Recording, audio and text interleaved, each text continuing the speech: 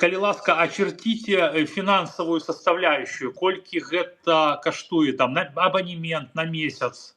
Ну глядзіце, так як мы заўжды неслі сацыяльную вялікую нагрузку.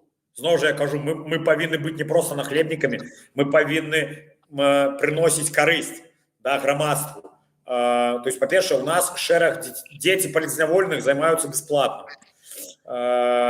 Тых, чьи бацькі зараз знаходзяцца ў турме, займаюцца бясплатна.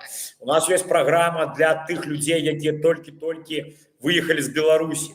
То есть, калі з палітычных повадаў людзі выехалі, першыя 3,5 месяцы яны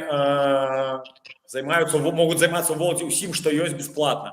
Потому что гэта першыя 3 месяцы яны самыя цяжкія для адаптацыі, асабліва для дзяцей. У меня у самого 3 дзяцей, і я ведаю, як цяжка дзецям, калі яны, скажем, вырваны з свайго асяроддзя. Ну, уяві, нават у Беларусі перайсці са школы ў школу – гэта стрэс.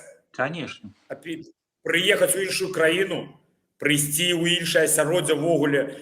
Я за тое, каб людзі станавіліся на ногі і пачыналі зарабляць. Але на першым этапе мы павінны іх падтрымаць.